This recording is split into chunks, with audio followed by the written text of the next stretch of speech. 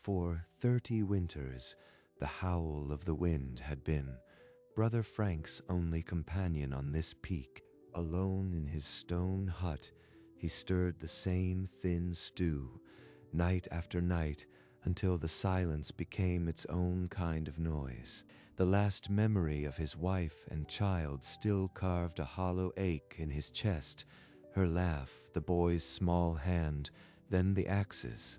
Then, against the roar of the blizzard, a frantic, desperate pounding on the old wooden door. He unlatched it, and a blast of ice revealed a silhouetted figure half buried in snow. Before he could speak, the orc princess collapsed forward, her weight slamming into his chest. He dragged her to the hearth, and when the snow fell from her face, he recoiled.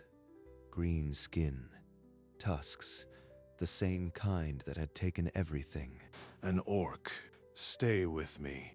He ladled steaming stew into a bowl and pressed it into her frozen hands. The warmth, the only sound in the room. The orc princess sipped the steaming broth, her frozen fingers thawing around the bowl. She tracked Frank with a hunter's stillness. A second knock shattered the brief quiet. The wind howled through the stone cracks, and the girl by the fire went rigid. Her hand disappeared inside her red cloak. Frank glimpsed the outline of a short blade. He opened the door. A second orc stood in the blizzard, tall and lean, her navy cloak glazed with ice. She walked in like she owned the cold. Red leather. The searing waste. And you wear the blue. I thought your clan perished in the mountains. No clans in this hut. Just a fire and a pot of stew. Frank moved between them, ladle raised. The two warriors measured each other like blades before a duel. He filled another bowl and offered it. The blue orc took it without thanks, her eyes never leaving her rival. In the tiny hut, the space between them felt charged, a held breath before a knife. The third knock came not with desperation, but steady rhythm, like a woodsman at a tree. The door opened to a muscular orc with a hunter's eye, her green vest caked in snow, a bow almost as tall as she was. 3 clans already. The storm must be hungry tonight. Kaelin bared her tusks. Sira's hand found her blade. Thera only unstrapped her bow and set it by the fire. Before the hunter could warm her hands, the door swung again, a fourth knock, imperious and sharp. This sty smells of wet fur and old broth. Your gold won't buy you comfort here. Frank scraped the pot's last dregs into 2 bowls, the ladle clattering on iron. Eat. That's all there is. In the cramped hut, 4 princesses sat with their backs to different walls, weapons loose but near, while the old hermit's pot scraped empty. The 5th one didn't knock. She simply appeared in the doorway, a dark shape slipping inside, as if made of shadow and wind. The black-cloaked orc lowered her hood with slow deliberation, revealing a sharp face and eyes that held no warmth. I know that cloak. Shadow Clan. Before anyone could react, the door groaned open one last time, and a figure wrapped in white fur stepped through, freezing the air in her wake. The storm will bury this place by morning. We are all trapped. The old hermit shoved the door shut against the gale, and a mound of snow sealed it with a heavy thud. 6 orc princesses now crowded the tiny hut. Firelight glinted on armor, cloak clasps, and the edges of blades not quite sheathed. The pot is nearly dry, but I can add water and a handful of roots. 1 more round for all of you. 1 round to share among 6 warring clans. That won't stop blades. Brother Frank rested the ladle across the pot and looked at each of them, his silence more unnerving than any threat. He ladled the watered broth into 6 wooden bowls, each receiving the same scant portion. Not a drop more for royalty. The bowls clunked down on the rough-hewn table, and for a moment, no one moved. This is what you serve to warm the bones? Dishwater. Dishwater is more than your clan offered the villages you raised. We all have blood on our hands, even the High Hall princess. My hands have never touched a blade. I leave butchery to those who enjoy it. I don't ask your names or your clans. I ask that you eat what you are given, and let the storm pass. Kaelin and Sira held each other's gaze, the old feud simmering just beneath the surface. The spoon scraped against wood, the silence broken only by the wind's moan. The war sat at that table with them, a seventh guest that no one would name. I saw the smoke. Your red clan burned the blue villages. My mother's village. Kaelin's hand closed around her knife. The blade whispered from its sheath, torchlight running along the edge. That war was your clan's doing. You started it. I will finish it. Before the blade could arc, Frank stepped into the space between them, his robe brushing the tip. What is your earliest memory of your mother? The question hit Kaelin like a physical blow. Her knife arm trembled, then sank an inch. Not the battles, not the blood, just your mother. What do you remember first? Sira's blade, already half drawn, hung motionless. Farah lowered her bow an inch. Her singing. It was off-key. She couldn't hold a tune. The knife drooped toward the floor, the threat still breathing, but momentarily leashed. That's a start. What else did she sing? Lullabies. She'd braid my hair and hum until I slept. For a heartbeat, the Red Princess was not a warrior, but a child remembering safety. My mother never sang. She died holding a door shut, so warriors wouldn't take me. The hut stilled. Only the fire dared crackle. I'll add more water. This stew needs to last. My mother taught me to hunt. She said a full belly was better than a full blade. Mine told me to trust no one. Gold was the only ally.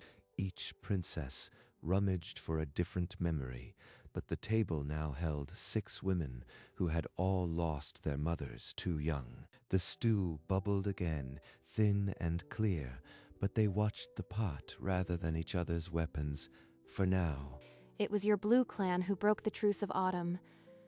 My grandfather's bones still lie unburied on that field. Sira's stool scraped back. Her knife was already in her fist, the blade alive with a century of old grief. You dare speak of the autumn field? Your clan ambushed us under a flag of truce. Enough. Sit down. You just shared your mother's memories. Now tell me who can name the first battle that started this war. The wind shrieked against the shuttered window, but inside the hut, silence was louder. Kaelin's brow furrowed. Sira's knife hand lowered a fraction. Thera slowly reslung her bow. No one spoke. No one knew. The 6 princesses stared at each other with a growing, terrible suspicion. A war older than memory. Your fathers' fathers forgot why they hated, but they passed down the hate just fine. The knife dropped to Sira's side, point scraping the floor. The war had just been stripped of its reason. I was sent here because no one else would take the mission. They called it a fool's errand. Fewer heirs for my father to worry about. They almost got their wish. Mine said the same. If you survive, you might be worthy of the clan. The admission spread like a slow frost. These diplomatic missions were punishments, not honors. Then you are all expendable. The lot of you. A gust howled down the chimney, and the fire collapsed into a heap of orange embers. Shadows lunged. Kaelin snatched a split log and thrust it into the embers. Sira's hand followed, their fingers brushing. The others pressed in, shielding the struggling flame with their bodies. For a frantic minute, they were just 7 souls saving a fire. The fire caught, fresh flames licking the logs. They stood in a tight circle, breathing together. The silence was no longer a blade. It was a held breath, waiting. My mother died bringing me into this world. No lullabies, only the cold. Frank placed a weathered hand on her shoulder, and she did not flinch. I was raised to be a weapon. Feeling was weakness. I lost a brother in a blue raid. He was not a warrior, just a boy gathering firewood. No one accused. They just listened, as if hearing an echo of their own stories. My father never smiled again after my mother was taken. He only sharpened his axe for the next fight. One by one, they pulled out small tokens from their mothers. A braided ring, a worn feather, a river stone. You are all carrying graves on your backs. That's why you can't put down the blades. But maybe tonight we share the weight. He poured the last of the water into the pot, and the broth stretched thin. But the bowls were filled again, and no one complained. My father sent me hoping I'd never return. The diplomat before me was executed for failure. He expected the same for me. Across the table, Sira gave a bitter laugh. The others didn't need words to understand. Then you are all expendable. Pieces on a board none of you chose. That's why we should not fight each other. We're not enemies. We're victims of the same war. Kaylin set down her spoon, staring at the broth as if it held answers. I thought my father would be proud if I succeeded. Now I wonder if he ever wanted me to come back. The silence that followed was heavy with shared realization. 6 daughters betrayed by 6 fathers. Maybe tonight you stop being their pawns, start being your own queens. A small, fragile smile cracked Ismira's icy face. The first anyone had seen. The fire popped, and for the first time, the sound was not a warning, but a comfort. Nairis reached into her cloak, perhaps to share her own mother's token, but the firelight caught the dark metal of her amulet. That amulet is the Shadow Crest. You are an assassin. Kaylin's blade was in her hand before the echo died. Sira and Thera flanked her, steel glinting in the firelight. We opened our hearts, and you came to slit our throats. No, it was my mother's. I am not. Your clan kills with shadows.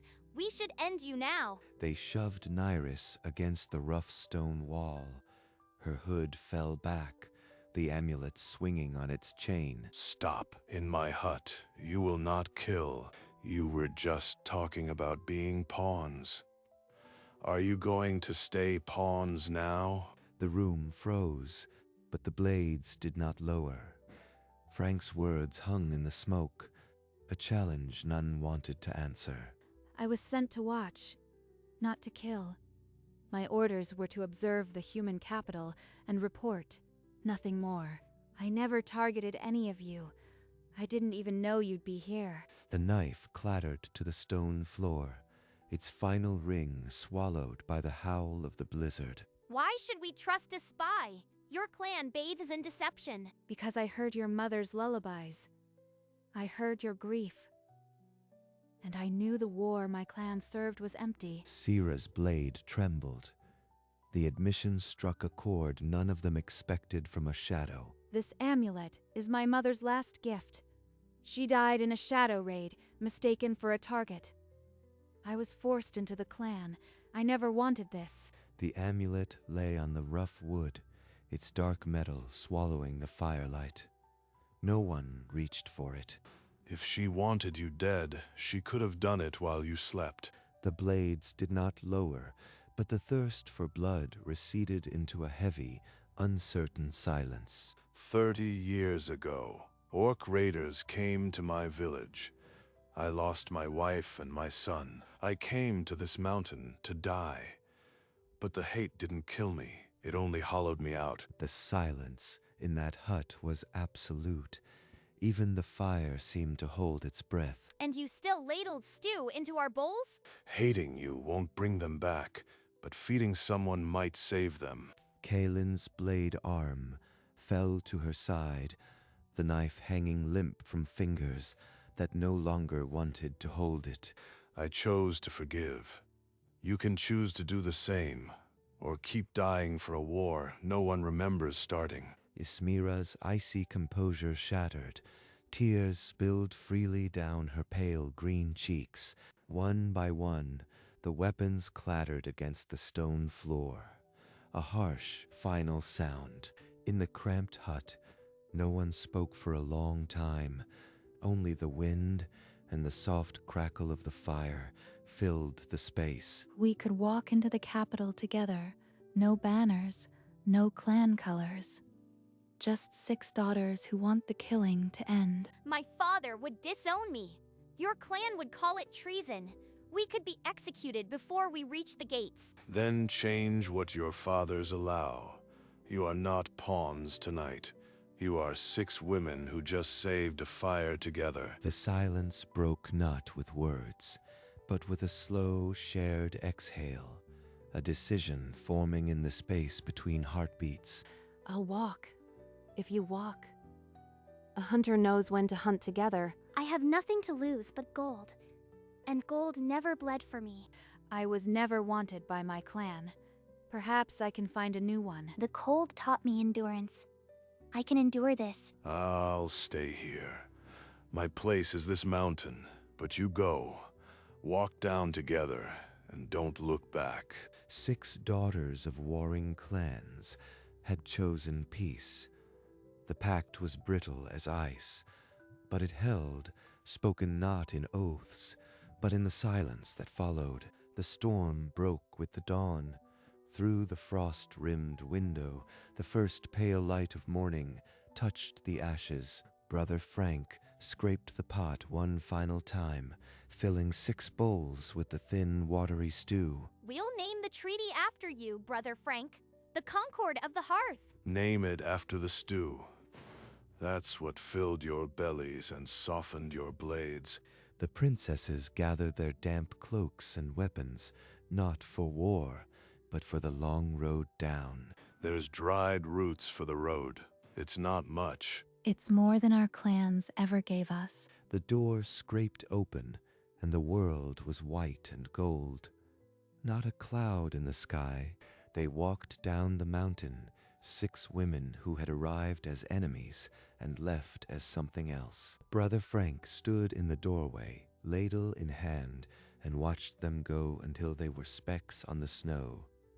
The snow crunched beneath 6 sets of boots, no longer enemies' steps, but a single rhythm breaking the silence. We never asked each other's names. We only saw the color of armor. One by one, they offered what they'd hidden. Kaelin, Syra, Thera, Aelara, Nyrus, Ysmira, daughters no longer faceless. We'll demand peace, not beg for it. We have 6 voices now, and no father to silence us. If we stand as one, they cannot ignore us. The human king fears a united orc front more than 6 scattered heirs. Kaelin's boot caught a hidden stone. Before she could fall, Sira's hand shot out and steadied her, the same hand that had once held a knife at her throat. Careful. We can't lose anyone. There it is, the human city, and we're walking in together. We are here together. At the towering gates, 6 orc princesses stood shoulder to shoulder, no banner but their own resolve. The great hall of the human capital fell silent as the 6 princesses entered, their boots echoing on the cold stone. We speak for all 6 orc clans. No more separate envoys. One voice. The human king leaned forward, his crown glinting with suspicion. 6 princesses, yet you come with no retinue, no herald. You expect me to believe you speak for your fathers? We arrived as enemies. A storm trapped us in a hermit's hut. By dawn, we were sisters. We learned our war is older than memory. The cause is lost. Only the killing remains. If you turn us away, the clans will keep fighting. But if you accept us, you gain 6 allies and peace. The king's advisors whispered, but his eyes never left the line of orc women before him. "Very well, I will summon the clan leaders to this table, but if you deceive me, your heads will mount my walls." A herald was dispatched. For the first time in centuries, orc and human would gather, not for war, but for words. In the candlelit chamber, a single parchment lay unrolled on the long table. 6 quills waited. In the name of Brother Frank's stew, the pot that filled our bellies and ended a war. One by one, they signed. Kaelin first, then Sira, then Thera, then Elara, then Neris, then Ismira, 6 daughters binding 6 clans. Messengers took the concord, hooves thundering into the night toward the 6 clans' strongholds. In the red waste, a chieftain read his daughter's name and wept. In the blue mountains, a warlord stared at the seal and did not speak for an hour. Across 6 lands, signal fires flared, not for battle, but for peace. It's done. The war is over. On the mountainside, the wind carried a name none of them had spoken aloud. Brother Frank, 6 princesses, had brokered peace with a pot of stew and a hermit's stubborn kindness. The age of war was over. Years turned the snows to blossoms, and the little hut on the wind-swept peak became a place where the world came to remember.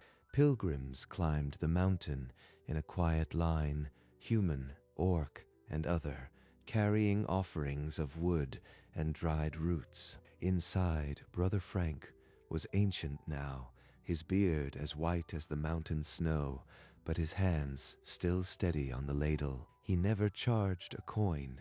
He only asked that visitors eat together, no matter their clan or kind. One autumn day, 6 elders climbed the path, their hair woven with silver, their armor replaced by peaceful robes. You still haven't learned to season the broth, old man. The stew is not for the tongue, it's for the heart.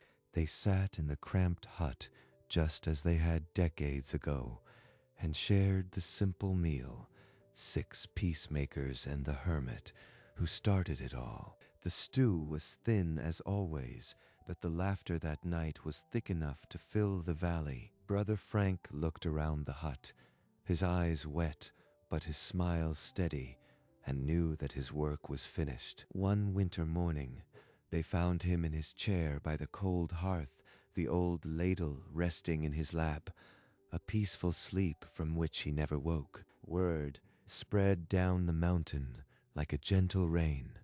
Pilgrims turned back, and the 6 elders journeyed one last time. They buried him beside the hut, next to the small plot where he had long ago laid the memory of his wife and son. He was the bravest of us all. They fixed a brass plaque to the hut's stone wall. It read, "He ended a war with a pot of stew." Inside the hut, his stew pot remained on its hook over the hearth, never empty.